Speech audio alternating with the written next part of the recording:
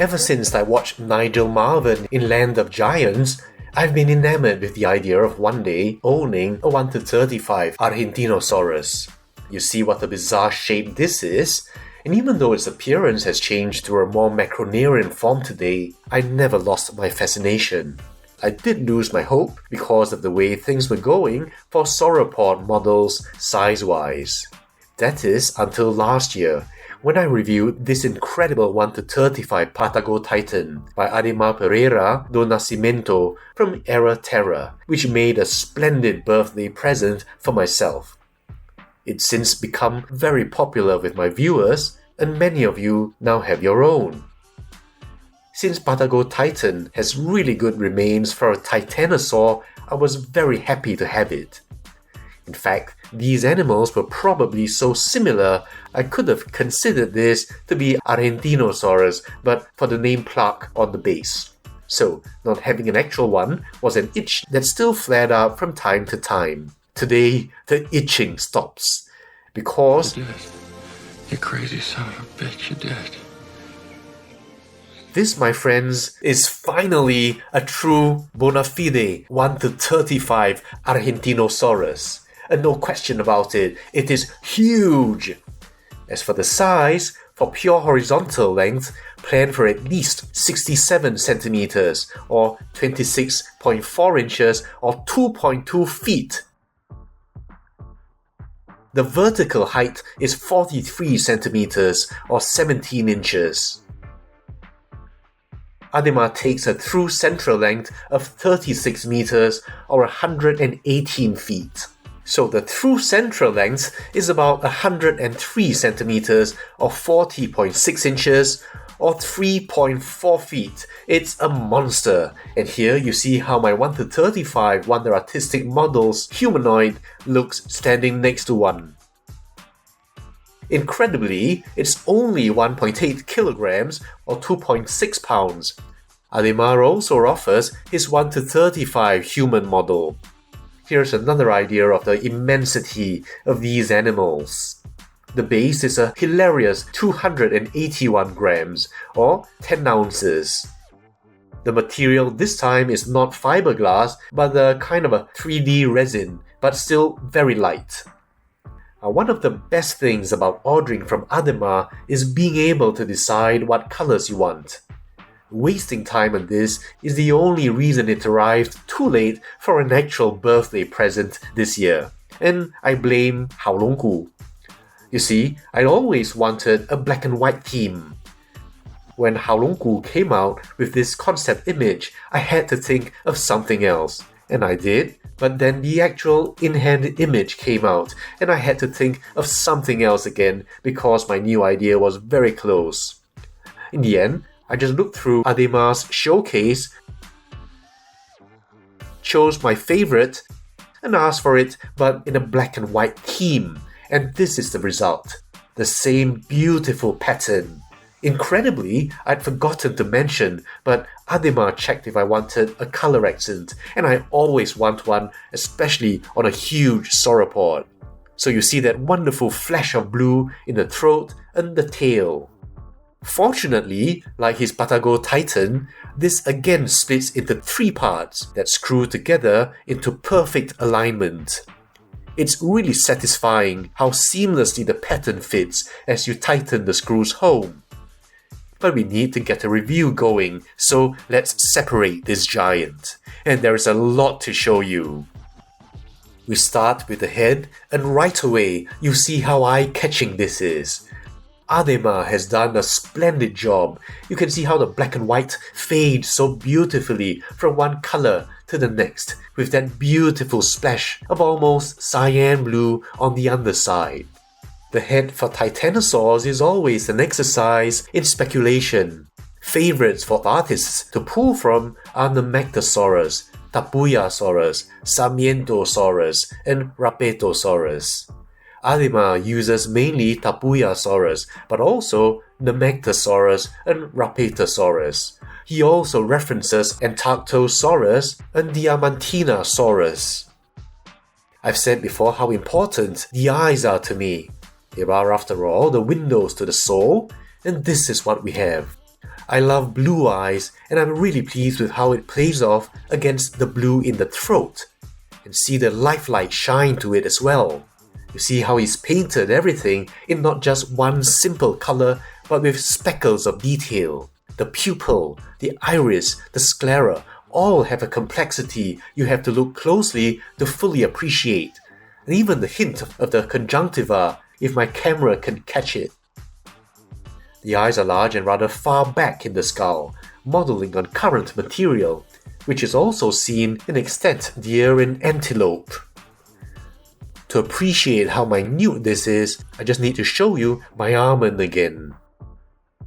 And coming round here now, you see the lip area. The current trend is to present sauropods with a rhamphatheca. However, Ademar felt that in ornithischians with such a structure, there are no teeth, and with the sauropods still retaining teeth in front, he opted out of a full rhamphatheca and instead went for a kind of hybrid, which is this very keratinized skin, with a close enough appearance to a beak that you could take that interpretation if you wanted. Just nice how you see that blue comes in here as well. The nostrils are larger after the macronarian fashion, and a little lower on the snout than the actual openings following current thought. While we're here, you can look at the texturing going up and into the nostrils. Beautiful. From the top also, that skin patterning and all those fades segueing into each other. Dark and light. For the teeth, he references Argentinosaurus and Ligabuesaurus.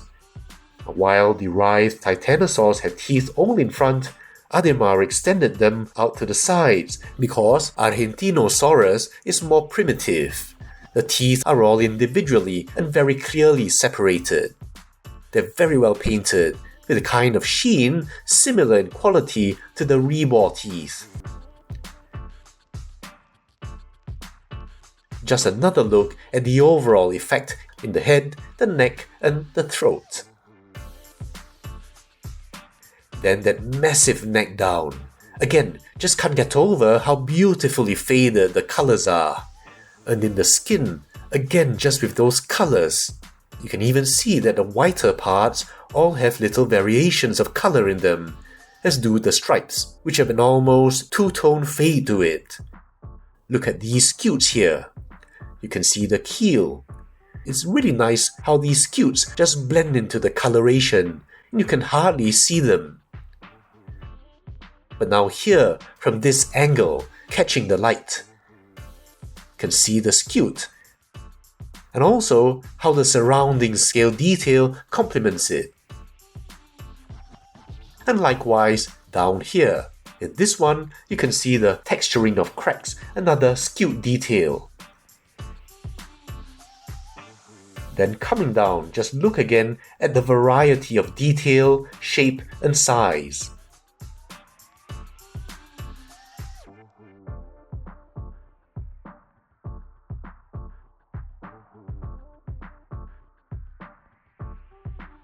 And from the top, you see a midline row of scutes, again blended into the color, being rather inconspicuous.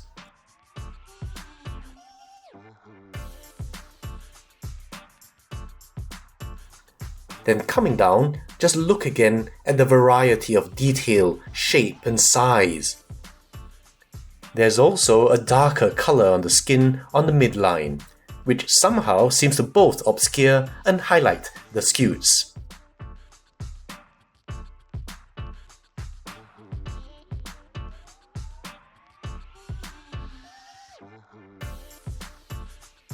And finally, the underside, which is often ignored, is here in this beautiful cyan or even electric blue made into a highlight. You see how the scale detail is again brought out. And even here, fading into the normal color, you see here the folds and perhaps even the vascularity.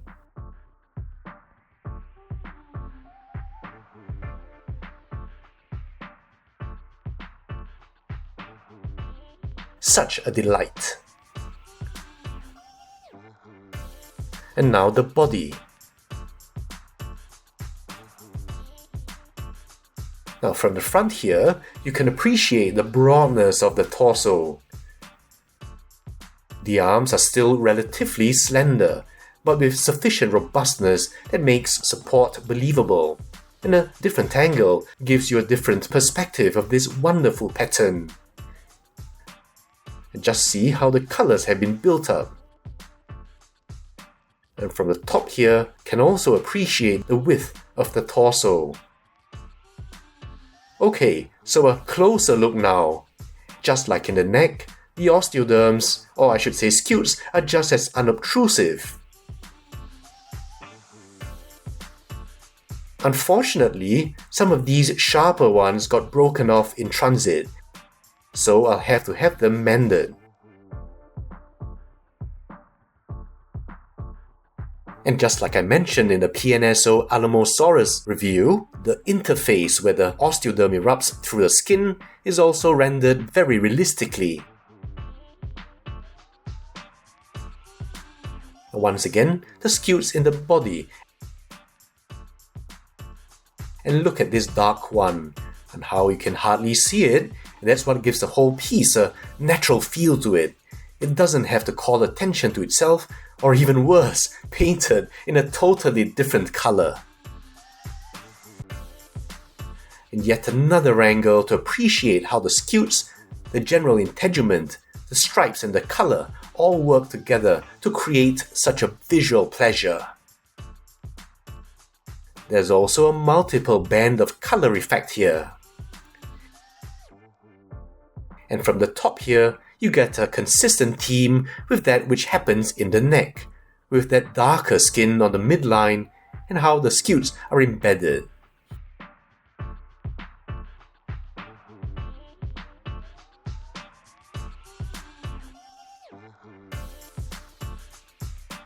And in the transition to the underside here, just look at how every fold is scaled, and I do mean scaled in every sense of the word.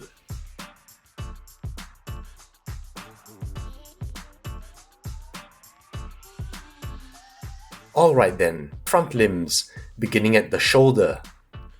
And moving down, you can simply just enjoy the ride as you take in the sculpting of the scales,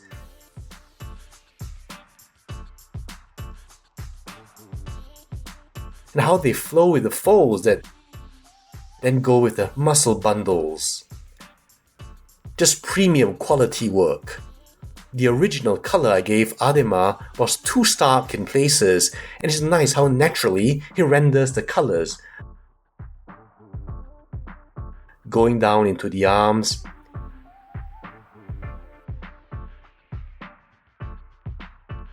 the forearms,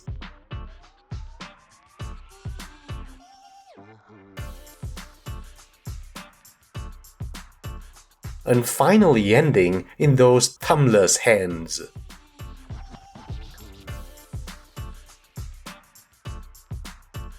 With just hints of differentiation to hint at its evolutionary ancestry.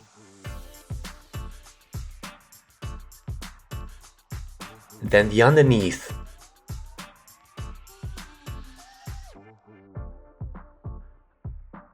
Then up the inner aspect of the arm.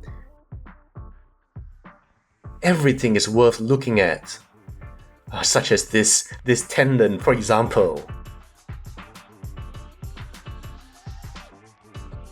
And here in the thighs, with larger scales, and you can almost imagine some of them cracking as they age.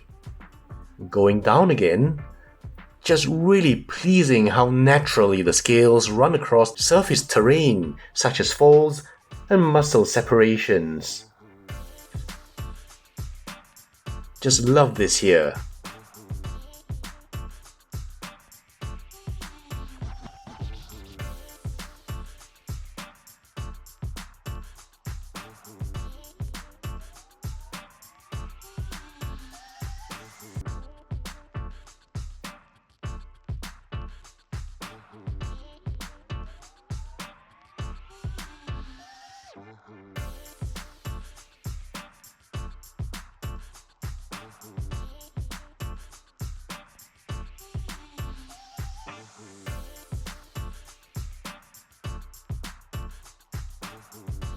Now a more direct look at the underside. Everything is sharp and crisp, with no part neglected. Nothing left to laziness.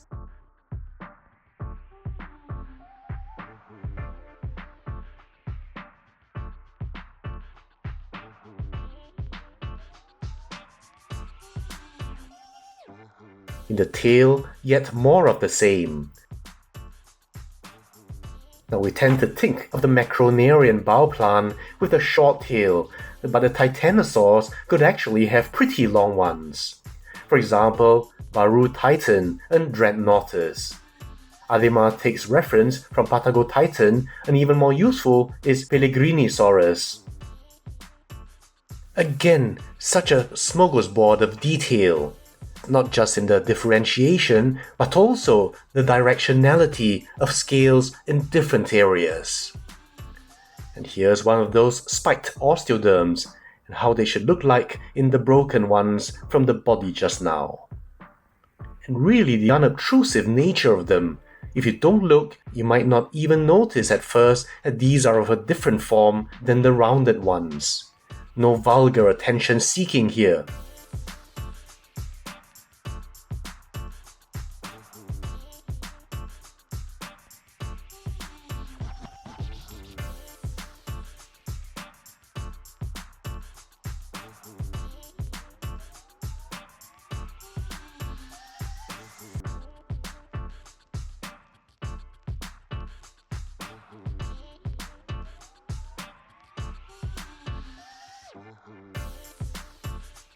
And finally, the segue into that striking blue color at the tip of the tail.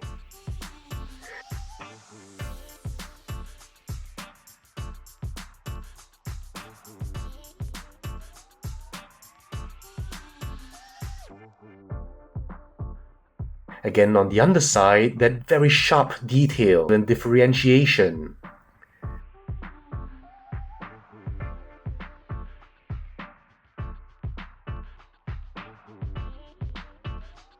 Really grateful to Ademar for reminding me I might want to add some highlights.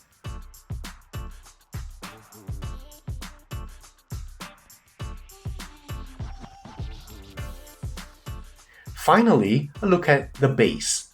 Now we've seen some nice bases on the channel, and this one is really nice. Just a quick glance hints at the granularity of it. First of all, here in a very nice plaque that proudly declares Argentinosaurus vinculensis. And just like with the Patagotitan, it's on the other side, so you can decide which side of the dinosaur you want to display. And just a very quick overview. Now you see the rocks, the footprints, the cycads, just for an idea how the whole thing's put together. So now the detail. You can see the detail in the rock here, as well as the colors.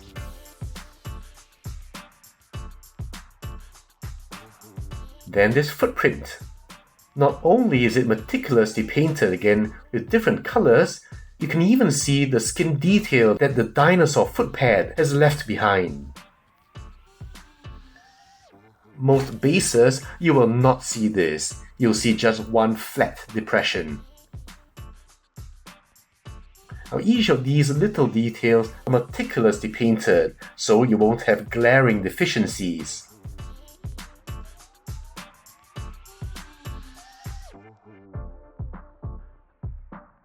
Unfortunately, 3 of my cycads broke off, but it does give me the opportunity to show you more detail.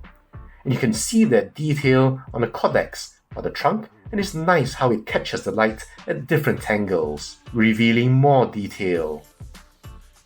So too the fronds. And look at how each of them is detailed with texture. Some of them even look like they have tears.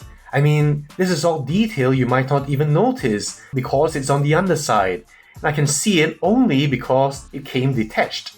I remember Bernard Hill talking about his Theoden breastplate, which had a golden sun stamped inside it, which the audience would never see. but it made him feel the reality of the role, and likewise, I have that same exact feeling here.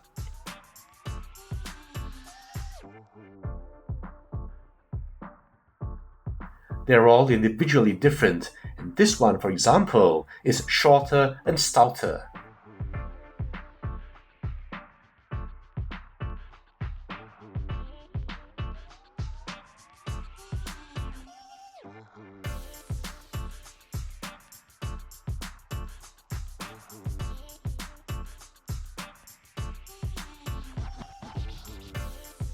Now look at this tree trunk. All the woody detail picked out subtly in various realistic shades of color. The texture of the bark, the breaks, and other detail.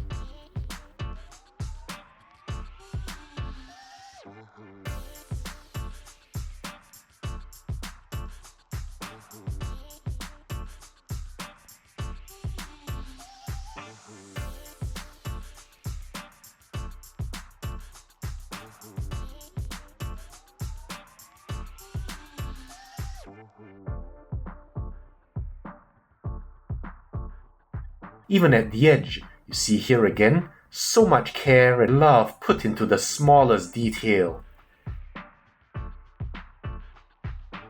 And once again, this just makes me so happy to read.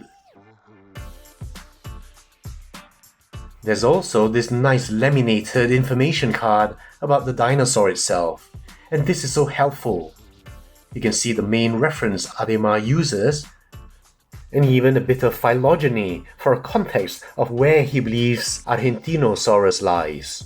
And these are useful to understand the anatomical decisions an artist may have made. Then the closest relatives. And what about this very beautifully sculpted and painted card holder? It's available, so check with Ademar for details if you want to buy one.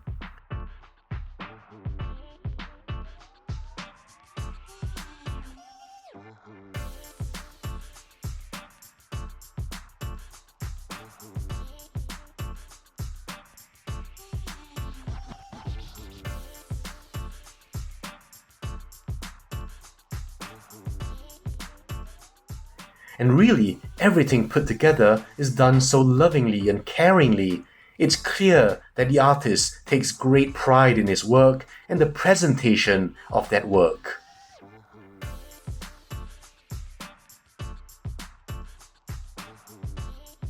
And helpfully, as we've seen, Ademar also makes a very small 1:35 figure of a very confident alpha-type male striding ahead.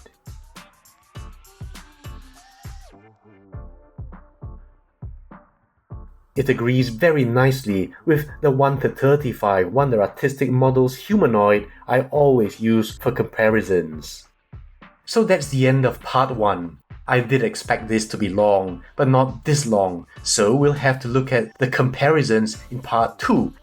In addition, I also want to share a bit about titanosaur sizes, particularly Patagotitan versus Argentinosaurus.